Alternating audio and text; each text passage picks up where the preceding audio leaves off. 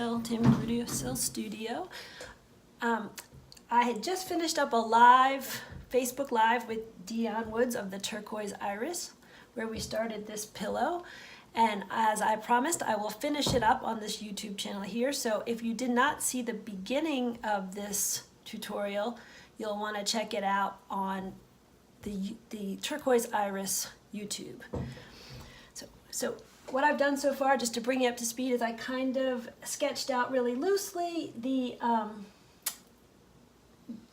form of the flowers, and I mean very loosely, using a Sharpie.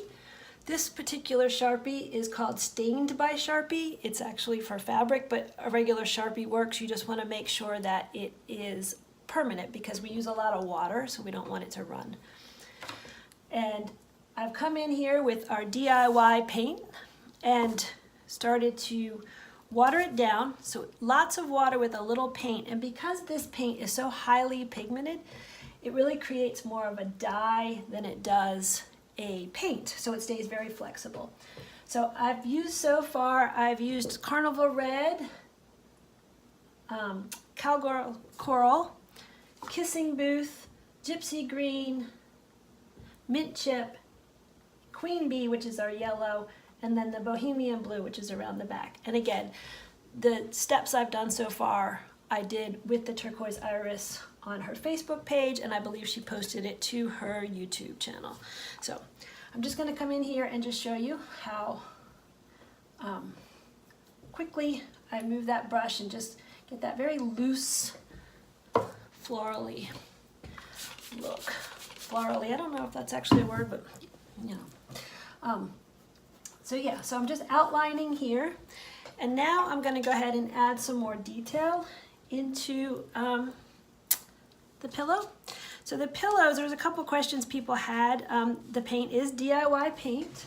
The pillows are a linen blend, and when we are done this, we are going to heat set this with an iron, and that will allow the fabric to be washable. Now, if it was to be a garment that we would wear and wash over and over and over again, I would probably use a fabric medium. But because you're not washing your pillows on a daily basis or weekly basis, you can get away with just heat setting this. The pigment really does dye the fabric, so you're fine. So I'm just adding some yellow here in the background, just kind of like sprays of flowers. It's just, they're not, none of this looks like real flowers. These are abstract, so it doesn't matter. I'm just adding color where I think there needs to be color. So that's how I determine. I just look at it and say, I need a little yellow here, or I need a little blue there. So I'm coming back in here with my Kissing Booth and just creating a little more detail. So I put that Kissing Booth on there, and I want it to just be a little more diluted, so I'm going to add water to it, and you can see how it just bleeds out in the fabric. So yeah. And I am just going to continue to create a little contrast here with my Kissing Booth.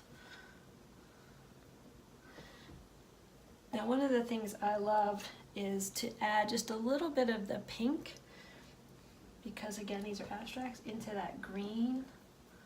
I just think that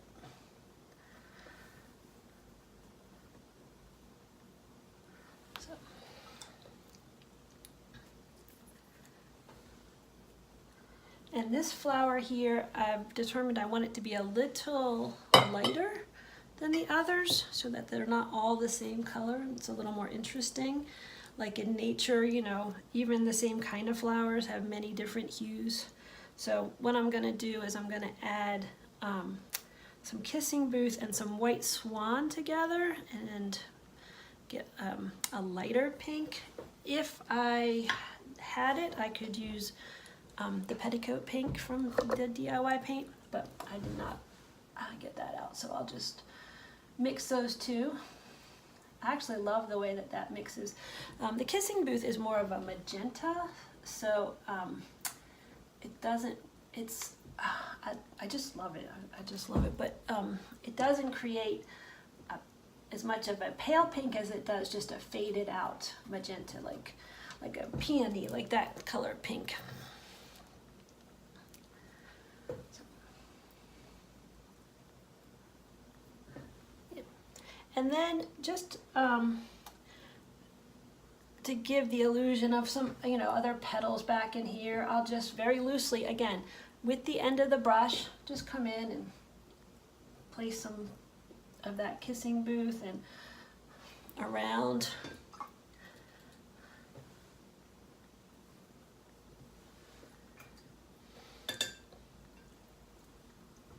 Then I'm going to come in with my white swan and just create the highlights. I started to do that when I was finishing up with Dion, and I don't think I explained that, but I'll just come around and highlight some of these. I usually give a little more highlight towards the center too. The centers of the flowers, give them a little more definition.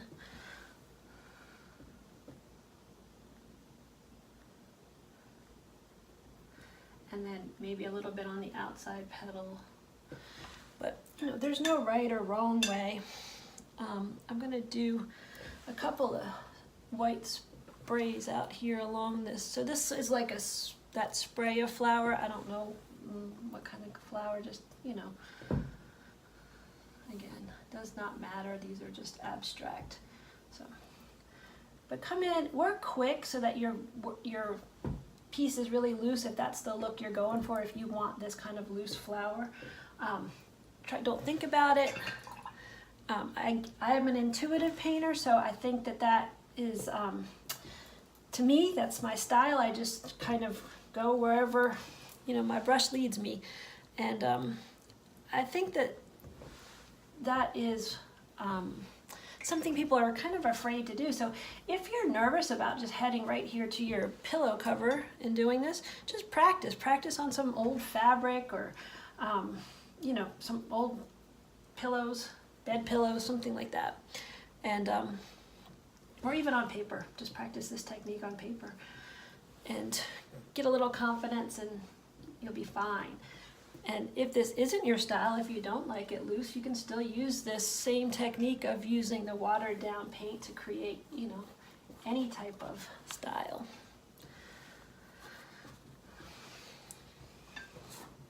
Good, so I'm liking how this is looking. I feel like I just need a little more, my composition needs to just spray a little bit more. So I'm gonna come back in here with this and I'm just gonna like loosely make some stems to where I wanna have a couple of little flower buds come. I think I'll do one up here. And maybe I'll even start the edge of a flower bud there. So you can see those are really just scribbles. They're not anything that you couldn't create, I'm sure. It's just being loose and allowing yourself to not have control and loosen up and just take the end of that pen and create that squiggle. So these are basically like buds of those flowers, whatever kind of flowers they are, these are the buds of them. So lots of water. These, I don't want them to be too dark, they're kind of in the background, so they just have a hint of color. This is looking a little dark now, but as it dries, the fabric lightens and so does the paint, so everything really starts to pop off there. And now I'm just going to give those little buds that I just created a little bit of green for some leaves.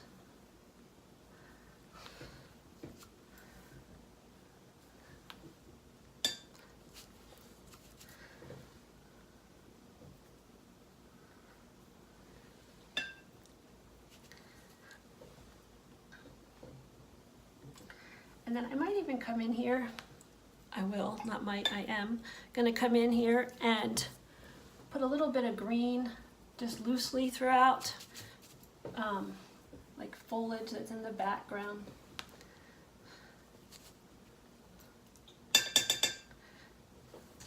I'm sorry, that's probably a horrible sound when I make that.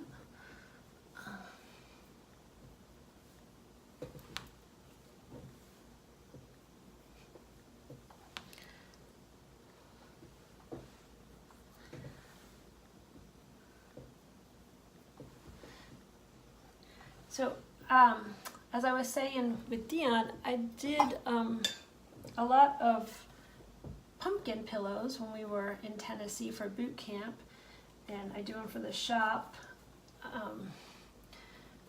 If you go on Elizabeth at Haynes Park is the Facebook page, you'll see some examples of the pillows. I have them posted there for fall, and I will do more for Christmas and winter. I like to do a lot of lettering on my holiday pillows, fun little sayings, Christmas sayings, jingle, jingle, things like that.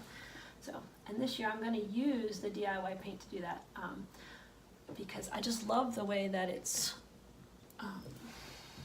working on the fabric. I just love it. It's the pigment is so vibrant when these dry.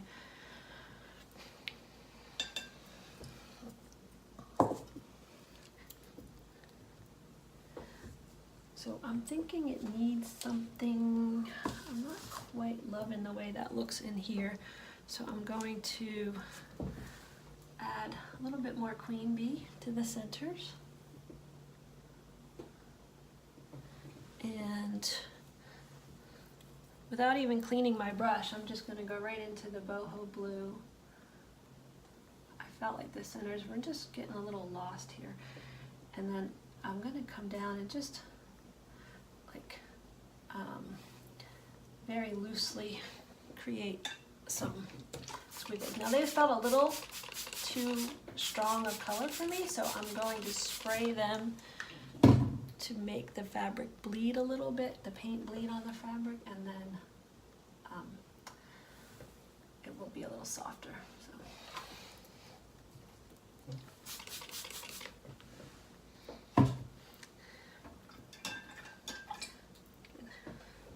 So I don't want them to look, you know, I want them to be very loose and abstract. I don't want them to seem like they're perfectly painted flowers. Again, if that is your style, that's fine. I mean, you could really create some really realistic flowers on this fabric with this DIY paint.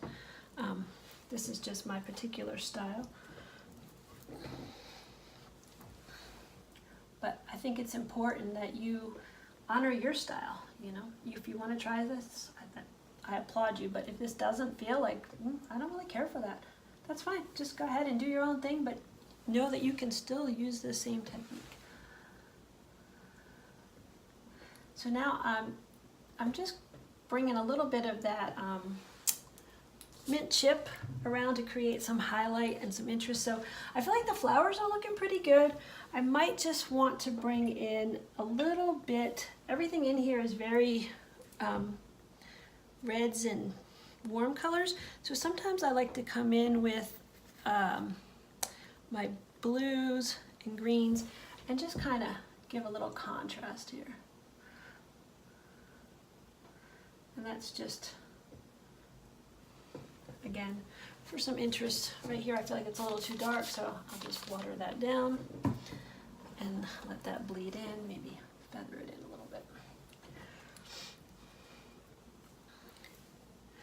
So I like this here, but I feel like it's not really attached enough, so I'm going to come in with the boho blue and just create a little bit more shadowing here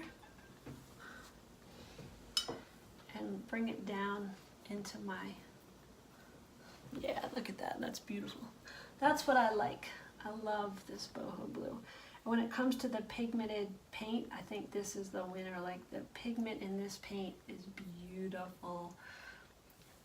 I love the way that it spreads out on the fabric. So typically just about everything I do has a little bit of this boho blue, and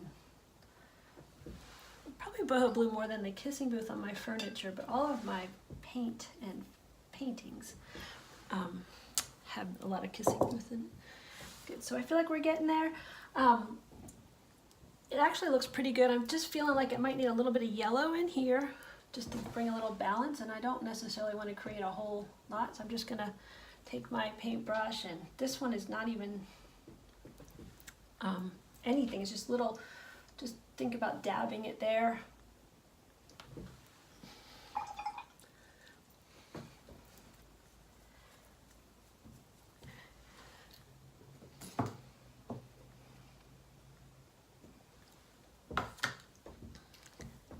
Alright, so now I have some Old School, which is our dark gray, and I'm just going to use this very watered down and just create, basically it's like as if there were little, I don't know, vines, or yes, little vining stems that vine out, or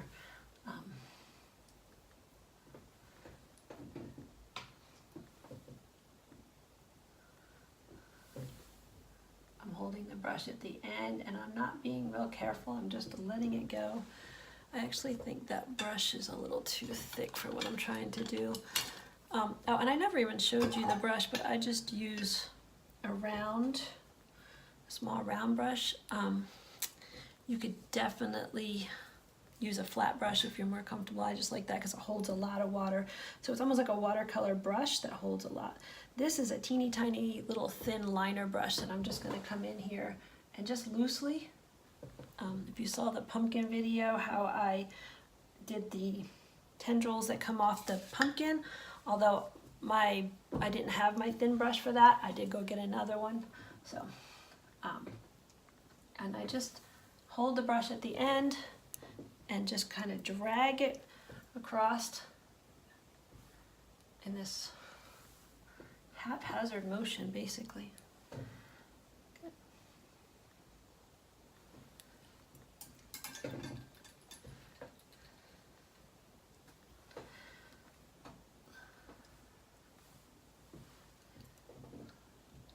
I feel like right here it needs some green, and since I have this little small brush out, I'm just going to go ahead and dip into that gypsy green and come on over here with it.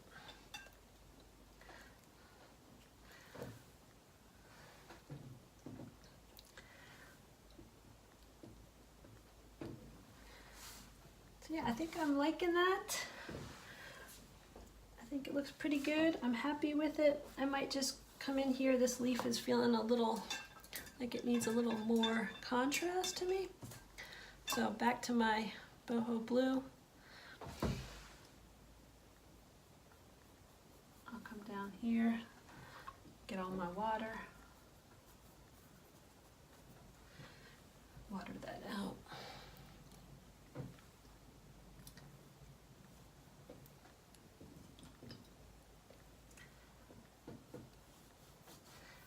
I really like the way this kind of just sweeps up and around, and that's what I'm going for. So I think at this point, I'm pretty happy with that. I do feel like it's just missing a little something. So this is our mermaid tail, which is an aqua turquoisey blue, another very pretty color. Although I don't use this one as much, I don't know why, at least not on furniture, but I'm thinking I like it. Maybe I need to do a piece. And I'm just going to come in, and this is where I'm going to do a little more blue in my flowers as the contrast. And I'm going to actually, even though I haven't used it anywhere, just, you can see how that, just again, not any rhyme or reason, just creating little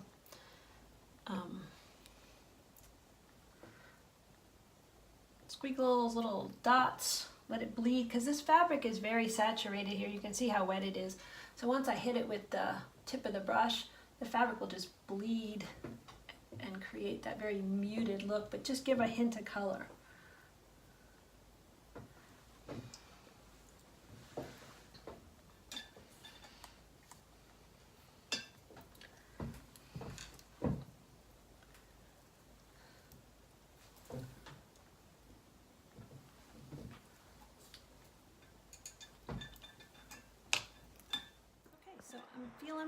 I feel like I like this. I think it's done.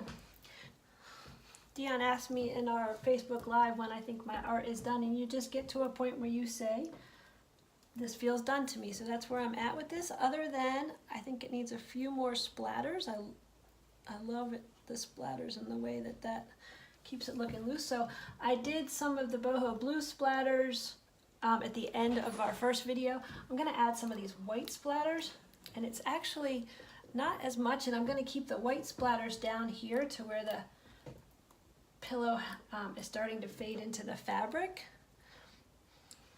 and then maybe a little up in this upper corner here. And if some gets on the flowers, that's fine. That's fine. Good. And then I think I'm going to come into our queen bee and give a couple of yellow splatters. I think that will look good.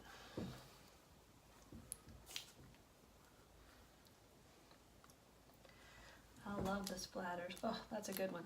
That was a great splatter. And again, making sure I get down here where, so it just kind of carries that color down into the fabric.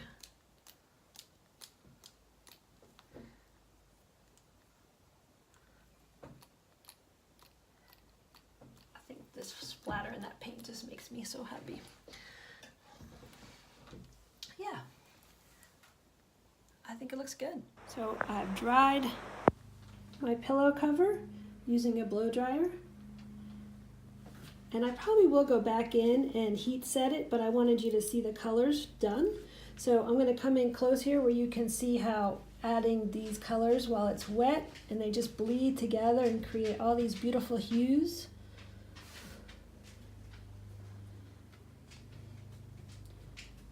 I just love the way that that paint dyes the fabric.